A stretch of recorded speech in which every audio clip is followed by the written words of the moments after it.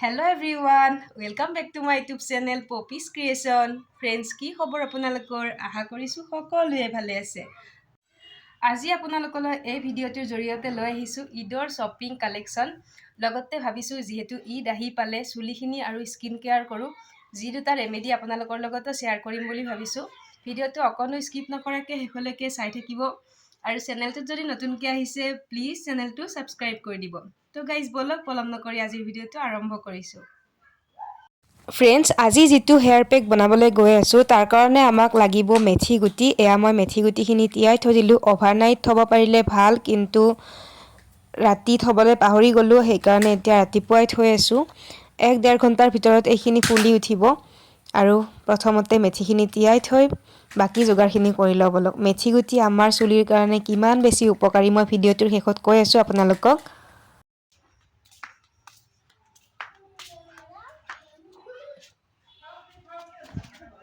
আহিলোঁ এল'ভেৰাৰ পাত কাটিব, যিটো আমাৰ হেয়াৰৰ ৰেমেডিৰ কাৰণে লাগিব আজি। প্ৰথমতে পাতখিনি কাটি লওঁ, তাৰপিছত কি কৰোঁ গোটেইখিনি আপোনালোকক দেখুৱাইছোঁ।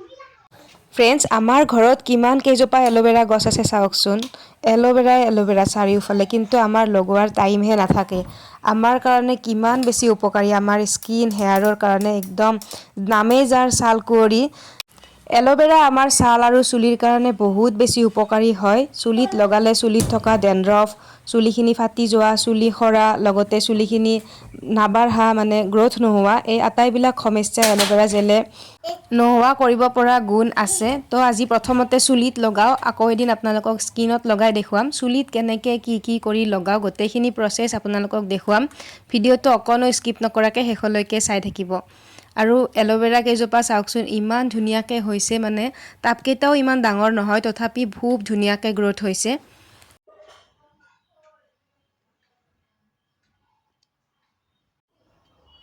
আৰু গাইজ এইখিনি এল'ভেৰাৰ পাত কাটি লৈ আহিলোঁ। এতিয়া এইখিনি ভালকৈ ধুব লাগিব, তাৰপিছত ইয়াৰ ভিতৰত থকা জেলখিনি ওলাই ল'ম।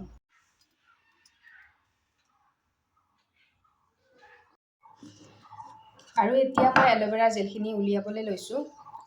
এল'ভেৰা জেল উলিওৱা বহুত ভিডিঅ' আছে, বহুতে দেখিছে, তথাপি মই এটা পাতৰ পৰা কেনেকৈ জেলখিনি উলিয়াওঁ দেখুৱাই দিম আপোনালোকক। প্ৰথমতে এনেকৈ মাজতে কাটি লৈছোঁ, তাৰপিছত দুইটা ছাইডৰে যিখিনি কাঁইটৰ নিচিনা আছে সেইখিনি কাটি দিছোঁ।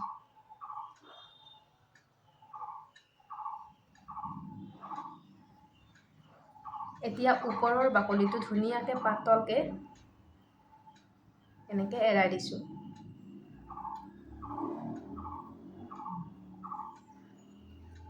এয়া দেখিছে, ওপৰৰ বাকলিটোত অলপো জেল ওলাই যোৱা নাই, গোটেইখিনি জেল ইয়াতে আছে।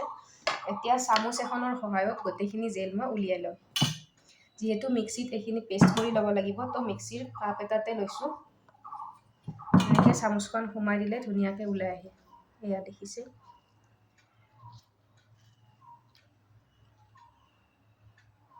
এয়া চাওক এনেকৈ ওলাই আহিছে। তো এইটো প্ৰচেছতে গোটেইখিনি এল'ভেৰা জেলৰ পাতৰ পৰা মই এল'ভেৰা জেলখিনি উলিয়াই ল'ম। একেবাৰে সহজ পদ্ধতি এইটো।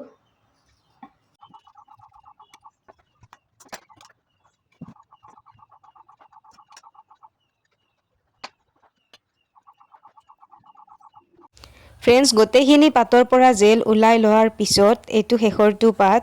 হাতখন খুব বেছি পিছল হৈছে, লগতে অলপ খুজাইছেও, কিন্তু ভাল এটা পাবৰ কাৰণে অলপতো কষ্ট কৰিবই লাগিব। এইখিনি মই আপোনালোকক ক'লোঁ, যিখিনি মানে হাত খুজাইছে, লগতে হাত পিছল হৈ জেলখিনি উলিওৱাত খুব বেছি কষ্ট হৈছে শেষৰ ফালে। তো আপোনালোকেও কৰিলেও এইখিনি কষ্ট পাব, সেইকাৰণে মই আগতীয়াকৈ কৈ থ'লোঁ।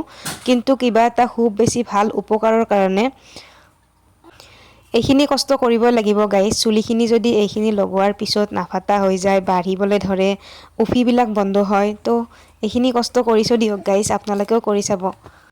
আৰু ফাইনেলি মোৰ গোটেইখিনি পাতৰ পৰা জেল উলিওৱা হৈ গ'ল।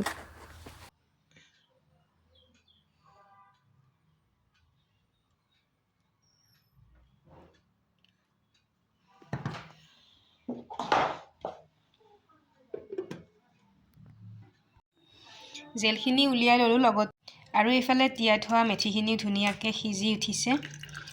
এইফালে জেলখিনিও উলিয়াই ল'লোঁ। এতিয়া দুইখিনি একেলগে মিক্স কৰি মিক্সিৰ গ্ৰাইণ্ডাৰত মই মিক্স কৰি ল'ম।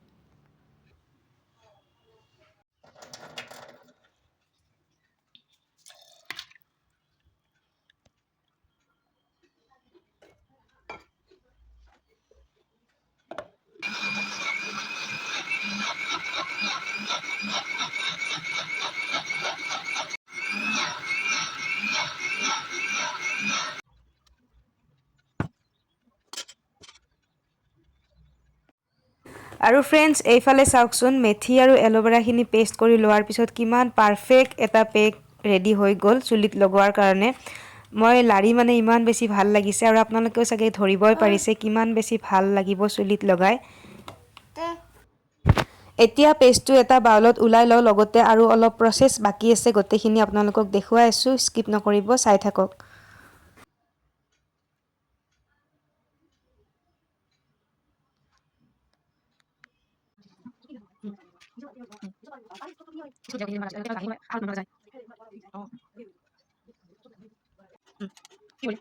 পেষ্টটো ওলাই ল'লোঁ এটা বাউলত, লগতে একেটা গ্ৰাইণ্ডাৰতে এতিয়া দিলোঁ দুটা কণী দুটা আকৌ ধুনীয়াকৈ মিক্স কৰি ল'ম।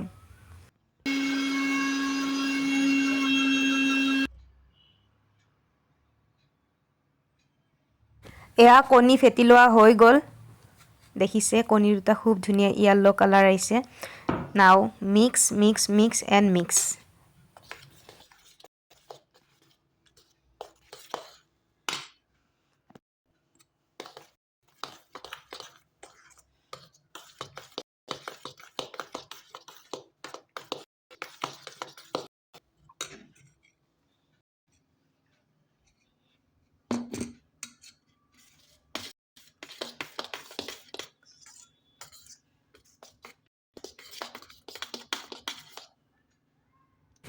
ইয়াতে যদি গাইজ অকণমান বেকিং পাউডাৰ দি অভেনত দিয়া যায়, কেক হ'ব চাগে গাইজ, একদম কেকৰ পেষ্ট যেন লাগিছে।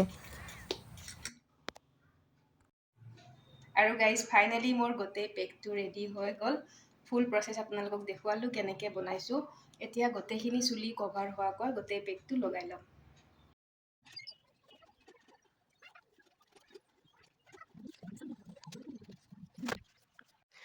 আৰু এতিয়া পেকটো লগোৱাৰ আগতে চুলিখিনি ভালকৈ গোটেই য'ত ভাঙি ফনিয়াই লৈছোঁ।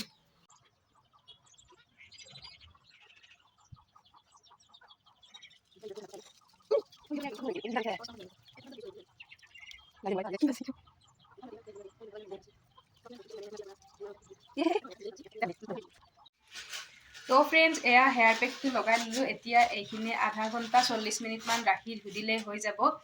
এইখিনি শুকোৱালৈকে এতিয়া বহুত দিন ফেচ ক্লিন কৰা নাই, তো ঘৰতে ঘৰুৱা কিছুমান বস্তুৰে ফেচটো ক্লিন কৰি লওঁ, লগতে এটা পেক লগাম। কি লগাওঁ আপোনালোককো দেখুৱাই আছোঁ, স্কিপ নকৰাকৈ চাই থাকক। ফেচ ক্লিন আপ কৰাৰ কাৰণে মই এয়া লৈছোঁ কেঁচা গাখীৰ আৰু চাউলৰ গুড়ি মিক্স কৰি লৈছোঁ, যিটো মই স্ক্ৰাব হিচাপে ব্যৱহাৰ কৰিম। আৰু এইফালে পেকৰ মই লৈছোঁ গাখীৰ আৰু হালধি।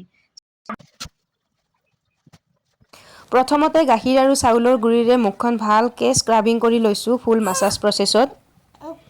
মুখখন এটলিষ্ট 10 দিনৰ মূৰে মূৰে হ'লেও মাছাজ কৰিব লাগে।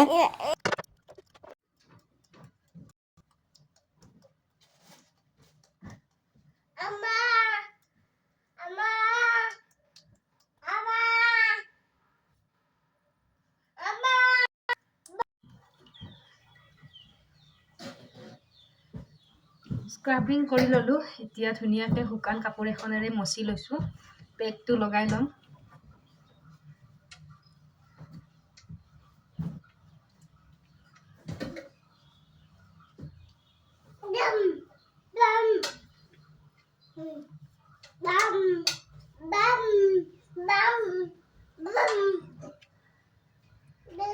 এতিয়া পেকটোৰ হালধি আৰু চামনিখিনি মিক্স কৰি লৈছোঁ। এয়া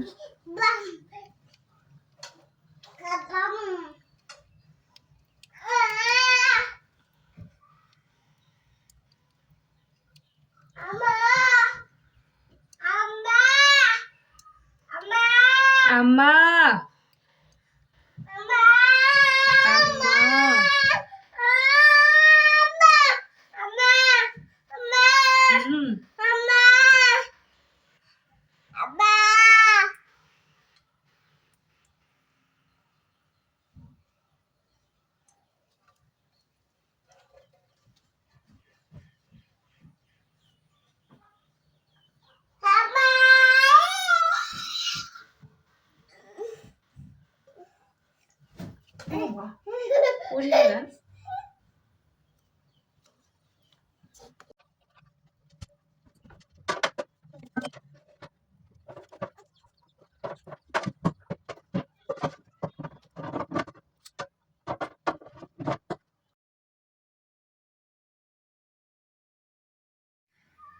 আৰু গাইজ এয়া ফেচ ক্লিন কৰি মই পেকটো লগাই ল'লোঁ। কেনেকৈ কি কৰিলোঁ গোটেইখিনি প্ৰচেছ আপোনালোকক দেখুৱালোঁ। একেবাৰে চিম্পল, ঘৰত থকা উপাদানেৰে কৰিলোঁ। এনেকৈ কৰিলে ৰিলেক্স পোৱা যায় বহুত। তো মাজে মাজে এনেকৈ কৰিব লাগে। এতিয়া পেকটো 15-20 মিনিটমান ৰাখি ভালকৈ শুকালে ধুই দিলেই হৈ গ'ল। গাইজ ফাইনেলি আপোনালোকৰ মাজলৈ লৈ আহিছোঁ ৰিজাল্ট। খুব বেছি ভাল লাগিছে, মানে আশা কৰাতকৈ বেছি ভাল ফল এটা পাইছোঁ। খুব একদম স্মুথ, চিল্কি আৰু একদম লাহি হৈ গৈছে। কিন্তু ধুওঁতে খুব বেছি কষ্ট হৈছে, হ'লেও মানে ভাল এটা ফল পাইছোঁ যে পাহৰি গৈছোঁ। আপোনালোকেও নিশ্চয় ট্ৰাই কৰিব। লগতে মুখখনো খুব বেছি ৰিলেক্সিং ফিল কৰিছোঁ। দুইটা ৰেমেডিয়ে আপোনালোকে কেনেকুৱা পায় কমেণ্ট কৰিব। মানে আপোনালোকে লগাই কেনেকুৱা পায় কমেণ্ট কৰিব। মোৰতো খুব বেছি ভাল লাগিছে। আৰু এইবিলাক কৰি থাকোঁতে আজি খুব বেছি দেৰি হৈ গ'ল। তো কাপোৰৰ কালেকশ্যনৰ ভিডিঅ'খিনি বনোৱাই নাই। অহাকালি বা ইয়াৰে নেক্সট ভিডিঅ'টোত মই ঈদত কি কি শ্বপিং কৰিলোঁ গোটেইখিনি আপোনালোকক দেখুৱাম। তো গাইজ আজিৰ ভিডিঅ'টো এইখিনিতে শেষ কৰি দিওঁ। ভিডিঅ'টো চাই কেনেকুৱা পালে কমেণ্ট কৰি জনাব। লগতে দুইটা ৰেমেডি প্লিজ আপোনালোকেও নিশ্চয় ট্ৰাই কৰিব বুলি আশা কৰিছোঁ। তো আজিলৈ এৰিছোঁ, লগ পাম ধুনীয়া এটা ভ্লগৰ সৈতে। Bye bye.